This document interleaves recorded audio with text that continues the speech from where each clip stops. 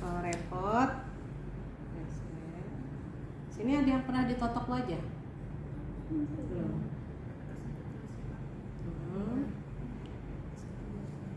Biasa kan mereka ke atas banget gitu ya, karena sering ini kan, arahkan ke bawah.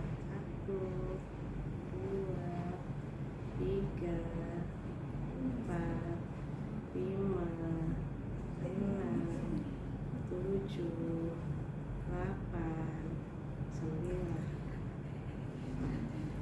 Mulai dari ujung telinga, putar, Maju. maju sampai ke ujung bibir. Lagi,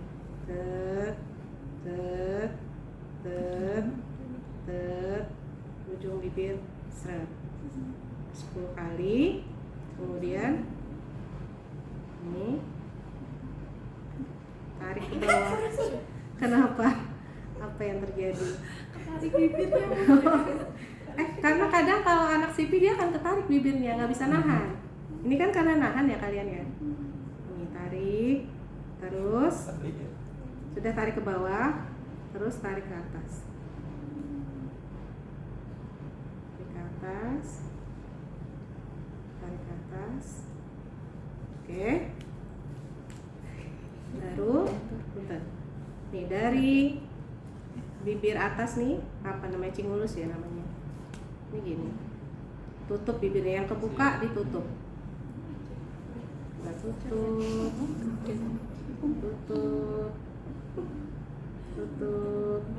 sudah. Berarti 1 muka semua dulu, dirilekskan semua.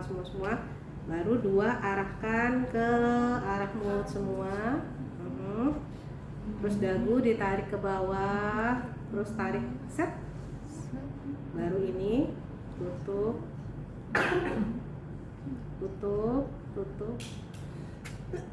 Aduh, sorry. Ini ya. Nah, sudah. Kita lihat refleks orang motornya ada nggak? Jadi ada namanya refleks moro. Kalau dianya di kita giniin diem aja, berarti ini harus lebih kencang. Nih, diputar gini. Awalnya tipis dulu. Tipis, ada nggak dia nyari? Kalau dia nyari, seperti itu berarti ada orangnya. Kalau nggak ada, dikencengin. Kanan kiri, harus simetris kanan kiri ya. Nah, kalau sudah, Bintang nggak apa-apa dimasukin ke mulutnya Bintang.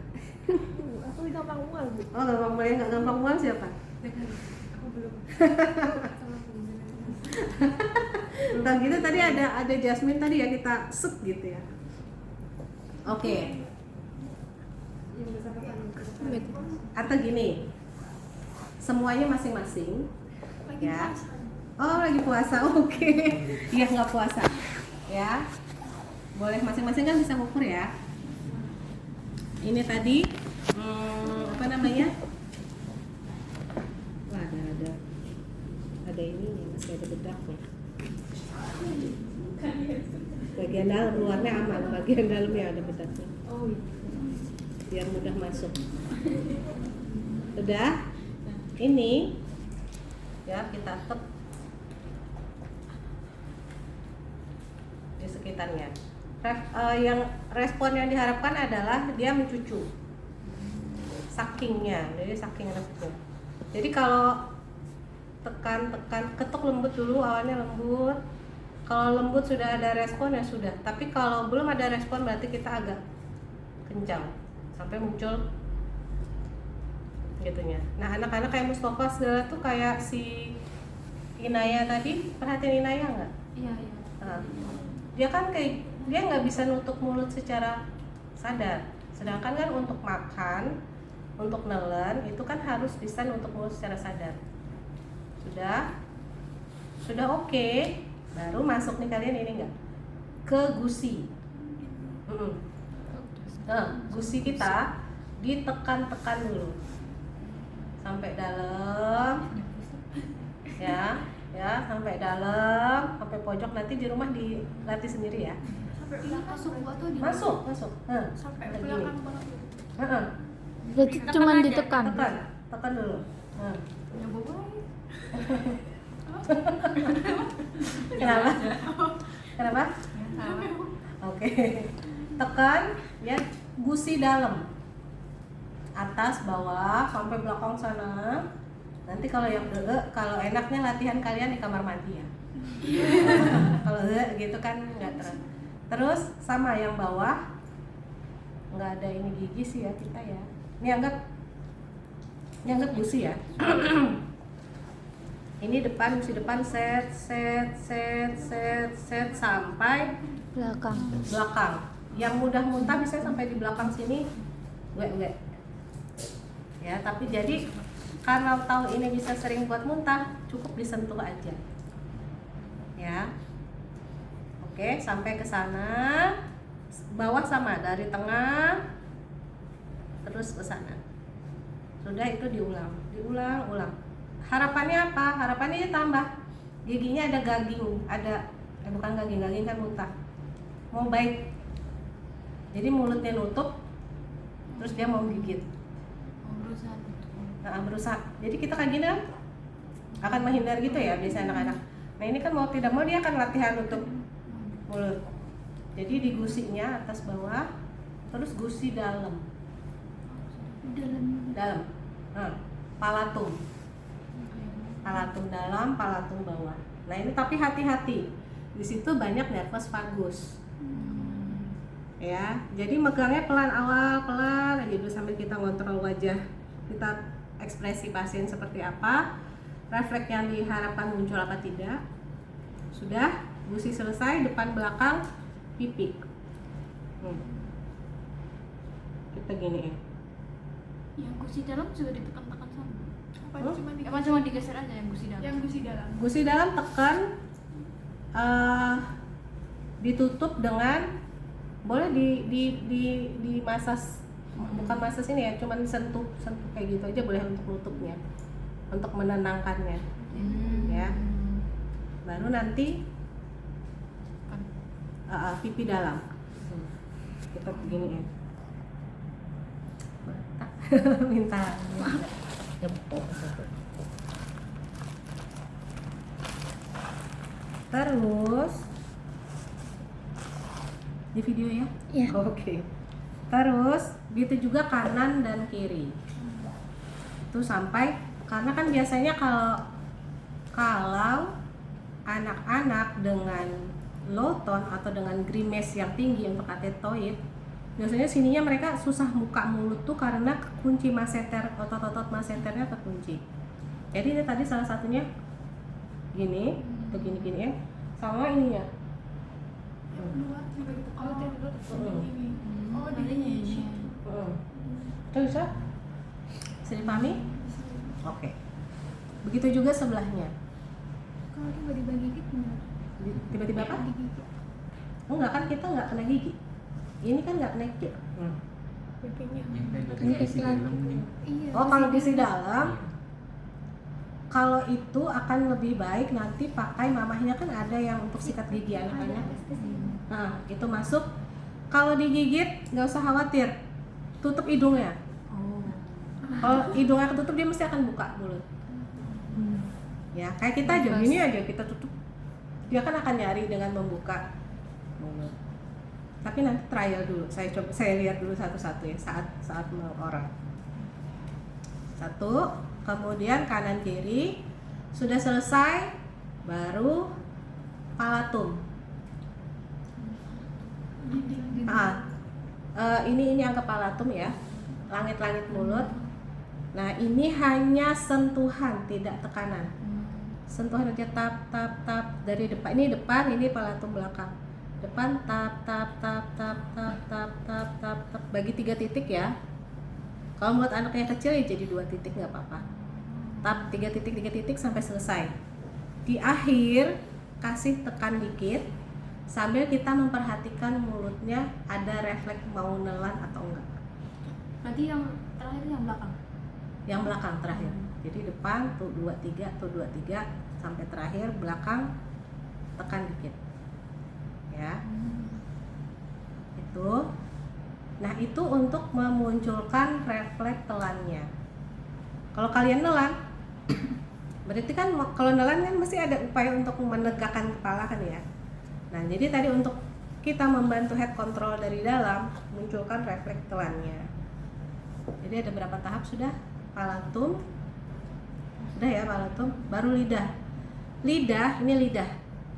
Lidah, gerakan lidah kan ke kanan, ke kiri, menjulur ke belakang. Ya kan ya? Nah, berarti latih lidahnya boleh dipegang atau boleh gini aja, tergantung besar tangan kita sama mulut anak itu. Geser kiri, geser kanan, geser kiri, geser kanan, tarik dikit, tekan belakang. Kalau palatum atas berarti bawah tuh pangkal lidah tekan pelan. Jadi jangan langsung yang pokoknya tekan pelan sampai muncul kelihatan refleks telan. Intinya refleks telan muncul, refleks telan muncul. Udah oral di situ aja.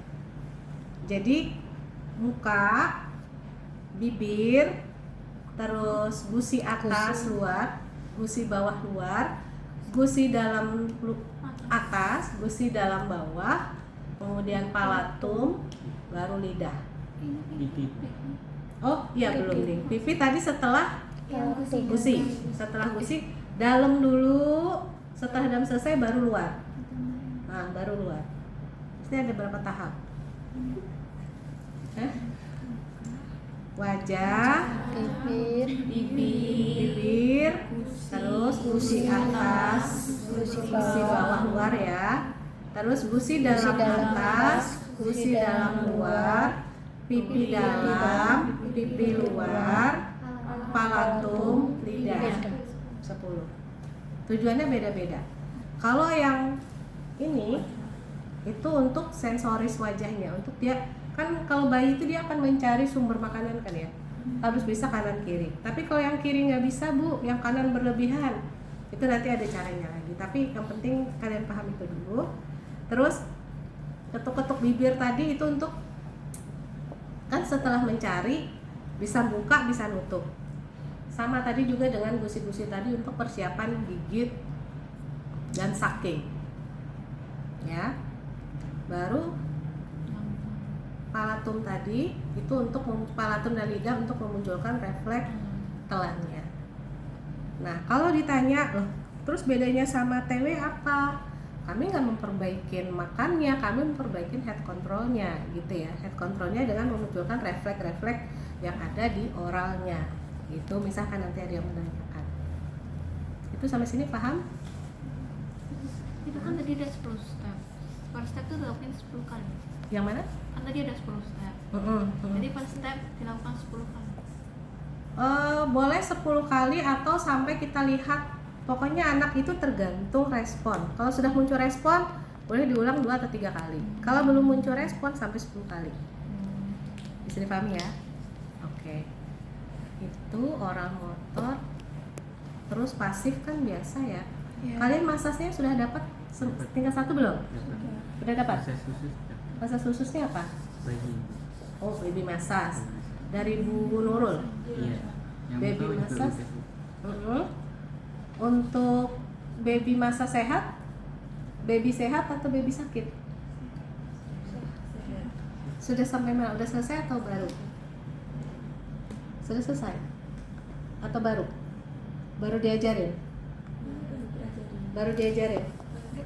Oh mereka? Karena nanti kalau anak-anak kayak Mustafa dan lain-lain tuh kalau baby massage kan banyak ditarik ya. Nah kalau itu dia dibuka,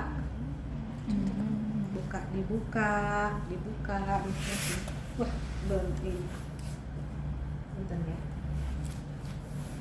Ini misalkan tangannya kita di sini deh. Nah kalau baby massage kan gini ya. Ini kita malah buka,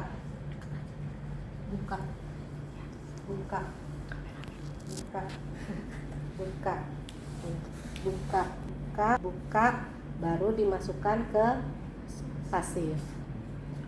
Kalau anaknya kognitifnya bagus, bisa dibilang Nashwa pegang, ambil Nashwa, misalkan arahkan ke fungsional.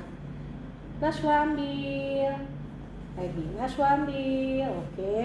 Ini tadi mereka tinggal satu ya, baru assisted. Ya. Nashwa ambil, dia bisa segini baru kita tambah. Kalau memang nggak bisa sama sekali, baru kita arahkan. Ya. Kalau dia bisa sendiri, lakukan biar pasiennya sendiri. Kalau pasiennya kognitifnya bagus, di anak-anak kan banyak yang kognitifnya nggak oke. Ya, gitu. Jadi nanti di kaki juga sama, buka. Dan bukanya jangan gitu. Kalau untuk menurunkan spastisitas justru kita harus pelan, buka pelan, ya. Kalau untuk spastis, tapi kalau untuk hypoton langsung di tap aja akan meningkatkan tonusnya. Kalau kita nggak mau fisiologi otot, ya. Sebelahnya juga. Bisa dipahami ya? Sakit nggak ini? Sakit. Tencangan berarti. Nah nanti di anak-anak dilihat respon. Tepuk-tepuk dulu. Kalau nggak muncul boleh sampai muncul nosi, kita di nosiceptifnya, karena dengan nosiceptif dia bisa bisa kontraksi dan bisa memuncul, yang bisa kontraksi yang pasti bisa kontraksi meningkatkan tonus ototnya. Itu saja dulu. Kalau yang ini berapa kali? Pasif itu kita cuma untuk memelihara itu ya 8 kali cukup. Tapi ajarkan ibunya. Karena seperti yang saya sampaikan tadi kan itu harus dilakukan di rumah. Nah untuk oral ini sebenarnya harus hati-hati. Jadi kalian nanti melakukannya juga hati-hati. Karena di sana ada nervusnya banyak. Nervus craniosalis itu banyak ya. Ada nervus berapa ya? Nervus 5, nervus 8, nervus 9, nervus 10. Terus ada lagi nervus 11 itu juga. Jadi dari ringan ke tinggi. Yang dilihat respon. Kalau anak sudah muncul respon, kasih lagi 1-2 kali. Nah, kapan orang tua boleh? Orang tua boleh. Kalau sama kayak Mama Mustafa saya sudah percaya. Mamahnya memang ini ya. Tapi kalau Mamah Inayah jangan dulu. Kita aja yang melakukan karena saya belum lihat karakter mamanya ya.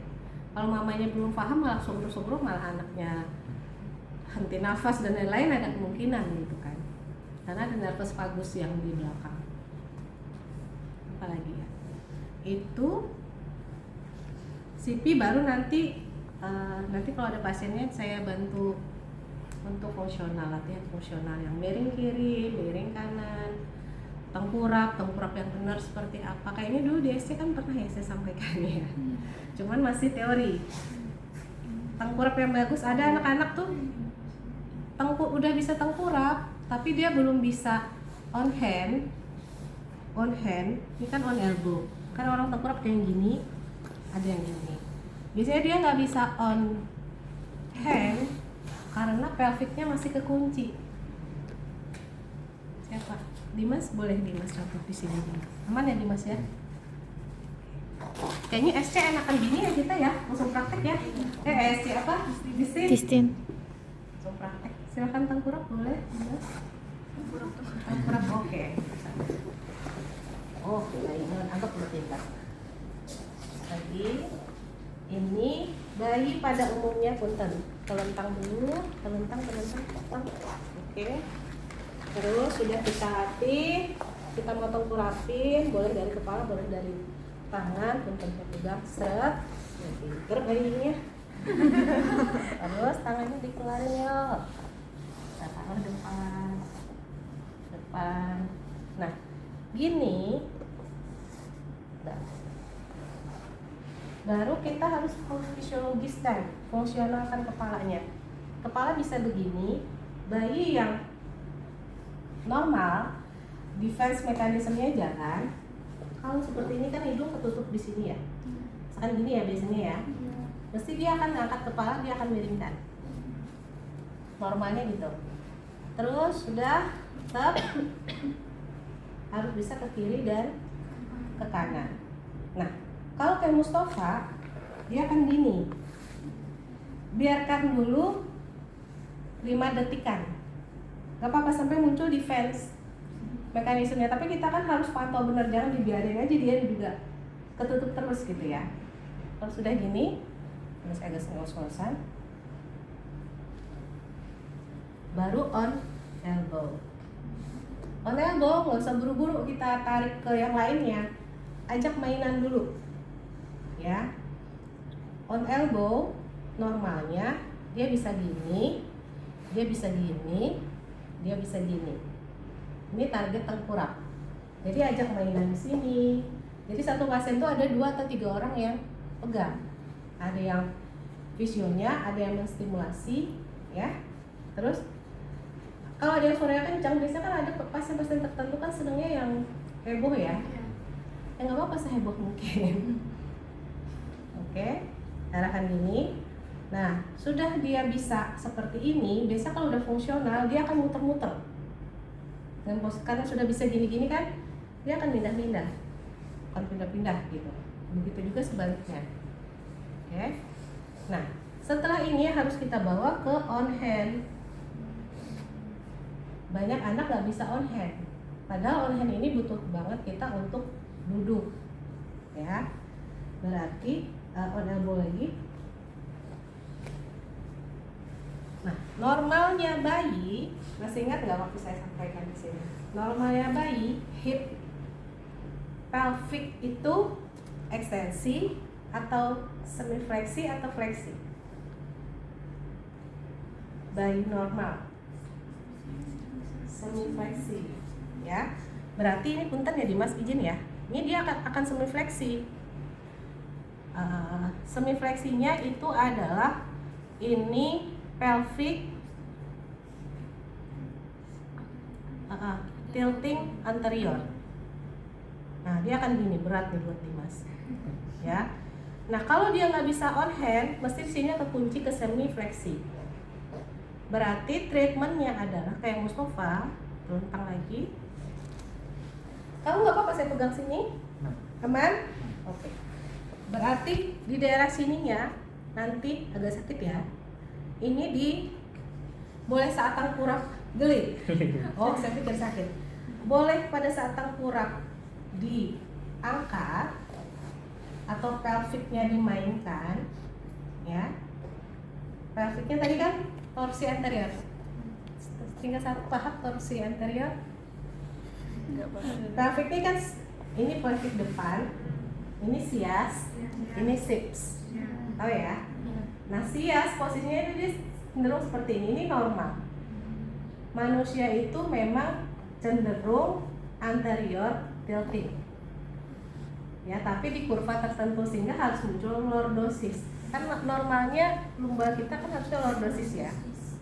Jadi dia ada sedikit. Nah, anak-anak bayi atau anak-anak yang tumbuh kembangnya masih belum, jadi dia bisanya cuma telentang, itu biasanya semi fleksi. Kalau semi fleksi ini akan kayak gini. Ininya pelviknya muter, hipnya cenderung semi. Jadi agak, bayi kan coba lihat nggak bisa lurus kan? Nah itu. Nah, untuk menanganinya tentu kita bisa mulai dari pelviknya. Boleh minta handuk yang detik.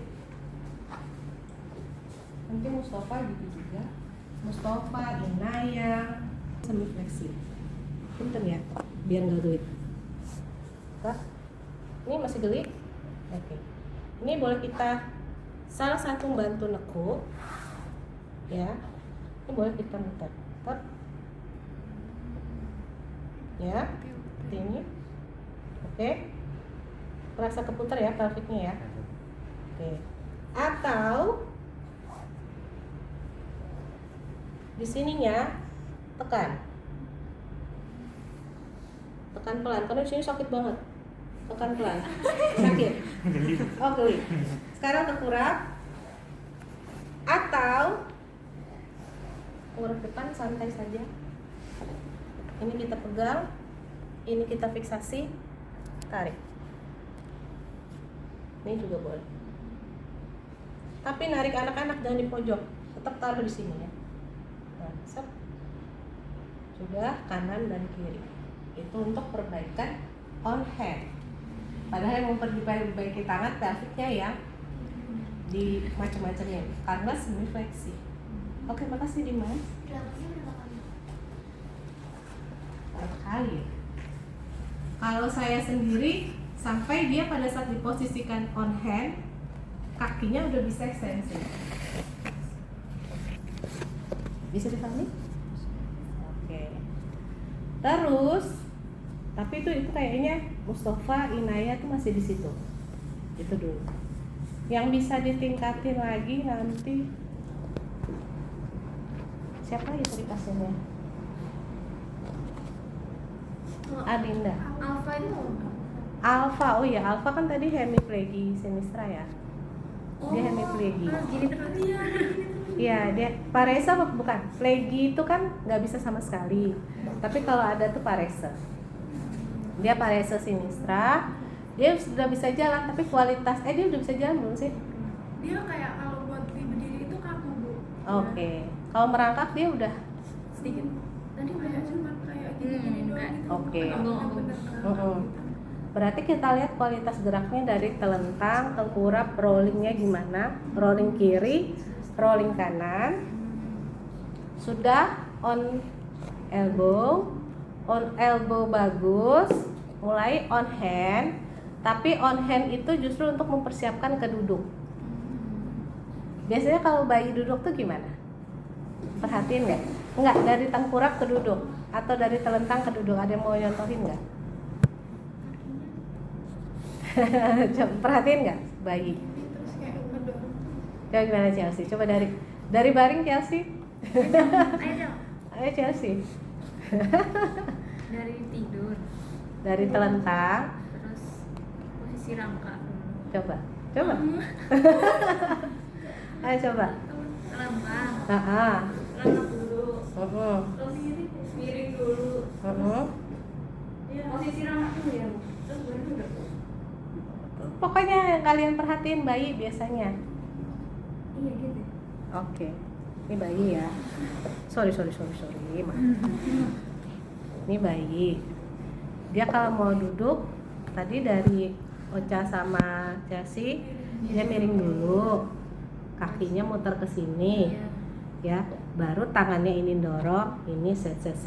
Gini kan ya. 1. Terus kalau dari tengkurap bayi gini, dia akan mulai on elbow, on hand, ini ngangkat, dia akan muter. Jadi melatih duduk, gini, ada yang gini, ayo duduk itu nyalahin kodrat duduk, karena ini kan cuman 1 bidang, padahal duduk itu butuh 3 bidang, ya. Ini kayaknya ada di tugas kalian nggak sih? Kayaknya belum. Ada di tugas nggak? Nggak ya kayaknya ya. Belum. Kami untuk nanti duduk ada sih. Ya kayaknya ada 3 dimensi dan lain-lain. Saya lupa. Jadi gini apa boleh Bu? Apa nggak boleh Bu? Boleh-boleh aja. Tapi tujuannya bukan untuk latihan duduk, tapi untuk latihan kepala. Nah kalau kepala jangan gini-gini kepalanya ketinggalan, tetap ditarik gini. Tapi lihat respon sininya ada nggak buat ngangkat kepala. Segini dulu. Kalau ada boleh ditambah. Kalau hilang kembaliin. Jadi jangan sampai duduk. Kalau nggak ada respon? Nggak ada respon, berarti bisa kita posisikan dari bahu. Tadi kan pegangan sini, ini pegangan bahu. Set, nggak ada respon, 1 dulu. Biasanya di satu sisi dia baru akan muncul. Ya, di satu sisi dulu, satu sisi dia ada, baru arahkan ke tengah. Gitu, oke? Ya, jadi jangan kayak gini. Ingat di sini kan ada tulang apa tuh? Yang tulang atlas ya. Kalau itu diangkat-angkat paksa-paksa oglak-oglak kayak gini kan malah bisa cedera toh. Jadi nariknya jangan, kan ada tuh nanti akan kalian lihat kayak gini tuh malah ngerusak. Jadi gini, dilihat respon, ada, tarik dikit, hilang, balikin. Kalau nggak ada respon, 1 sisi per sisi, ya. persisi. Oke? Sudah. Tadi mau duduk ya. Berarti mau duduk, kalau ini nih sudah tingkat tinggi. Duduk posisi kayak gini langsung udah tingkat tinggi. Normalnya bayi sorry. Normalnya bayi gini dulu. Dia bisa on hand, bisa on elbow sambil dia on elbow, dia on hand. Tapi on hand itu bukan yang kayak gini tadi ya, karena pasti akan sakit punggungnya. Di bayi dia akan sedikit ekstensi, kemudian dia akan mengangkat pantatnya. Makanya bayi terkesan mundur kan ada ya. Baru bisa tengkurap, dia mundur. Itu tuh sebenarnya dia untuk menguatkan otot kakinya untuk bisa ekstensi buat ngangkat. Mundur kan mesti ada torsi pelvic tilting gitu kan, mundur. Coba deh kalian uget-uget. Kan mesti akan ada pelviknya kan akan ikut gini kan. Ya kan? Nah, jadi nanti pada saat melatih duduk, pastikan sepalnya udah bagus. Dikatakan bagus, dia on elbow, dia udah bisa ke kiri, ke kanan. Elbow bagus berarti neck bagus, elbow bagus, sepertiga upper trunk bagus. Baru kemudian diturunkan. Kalau dia udah bisa lower trunk bagus tuh berarti dia sudah bisa on elbow tuh. Udah bisa on hand. Di sini sudah bisa on hand, maka pelviknya mulai kuat. Pelvic kuat, dia bisa muter. Bisa ngangkat, bisa muter. Kita duduk. Mesti duduk anak-anak tuh mereka gini dulu ya. Gini dulu. Apakah ini duduk nggak boleh Bu? Boleh, namanya anak-anak. Ya. Nanti saat sininya sudah bisa duduk kiri, angkat pantat kiri kanan, mereka akan onggong, maju nih mulai gini, mereka udah mulai bisa lebih kompleks. Onggong baru dia ngangkat pantat arah ke merangkak, onggong baru maju tangan. Jadi istilahnya kepala kuat, terang kuat, ekstremitas kuat, baru dia kneeling kuat, bisa sana bisa sini, dia bisa pegangan baru berdiri. Gitu. Berdiri oke. Dia akan, kalau anak-anak nggak langsung berdiri maju, tapi tetah ya, jalan kanan, jalan kiri. Terus nanti ini ada kursi, di sini ada kursi, mereka melipir terus akan berpindah. Melipir. Itu gitu dulu ngelatihnya. Jangan langsung dilatih jalan depan. Kayak si kameyangan itu nanti ngelatihnya kayak gini. Ya, kameyangan, siapa lagi? Kameyangan sendiri ya. Ya, kameyangan nanti ngelatihnya gitu dulu. Jalan dulu ke sana, dia belum bisa merangkak kameyangan tuh. Karena dia kan kenapa? Dia ngesot. Jadi dia belum bisa bridging. Jadi salah satu latihannya nanti bridging. Jadi kalau bridging, ini bridging nih. Ini bridging ceritanya ya. Bridging kan kalian kebanyakan taunya gini ya. Iya. Ini cuman di satu bidang. Berarti kalau ngangkat set boleh satu dulu boleh, terus satu pindah. Angkat, taruh tengah. Angkat, pindah. Angkat, taruh tengah. Ini bridging tidur. Oke, makasih Naswa. Bridging duduk.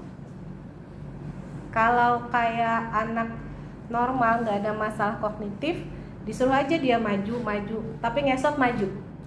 Kameyangan tadi ngesotnya gimana? Miring kan? Jadi bukan ngesot maju, karena nggak ada bridgingnya. Nanti harus di bridgingkan. Bridging baring, bridging duduk. Challenge-nya di perilakunya. Kalau di perilaku, usahakan anak-anak itu latihan di spot kecil dan cuman jadi tidak ada distraksi banyak. Makanya saya sembunyiin ke sana kalau anak-anak perilaku. Jadi mungkin nanti kita setting tempatnya satu di situ yang tidak terlalu banyak distraksi biar mainnya di situ. Jadi dia nggak ke distraksi mainan, nggak ke distraksi orang. Mungkin suara masih ke distraksi ya, cuman nggak sebanyak itu. Ya, jadi perilaku itu nanti kalau Damar dia relatif nggak keganggu banyak sih ya. Damar apalagi badannya gede, kalau di situ agak susah. Arfan ya. Arfan, Saufa, Adiba, coba lagi ya. Ya, itu nanti di tempat di spot kecil. Tuh. Segini dulu. Saya dulu. Mudah-mudahan alat vital sign-nya yang dipesan datang minggu ini, jadi minggu depan kita udah bisa. Oh, sama ini antropometri. Antropometri setiap bulan ya. Antropometri itu tinggi badan, berat badan, lingkar kepala. Kalian udah? Antropometrinya kalau anak-anak yang nggak bisa berdiri, ini aja dulu. Ini midline kan, kasih ke dinding, ya. Tek di dinding kan, midline kan, baru dikasih buku keras, terus dikasih garis, baru diukur pakai meteran, gitu aja dulu, ya. Tapi ini dimepetkan ke dinding.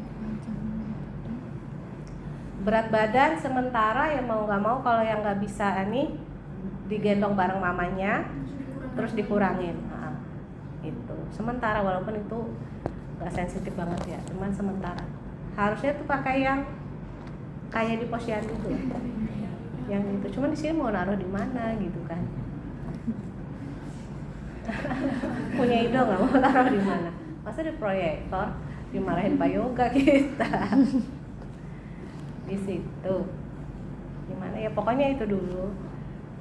Berarti alat yang dibutuhkan bisa diidentifikasi. Satu, speedometer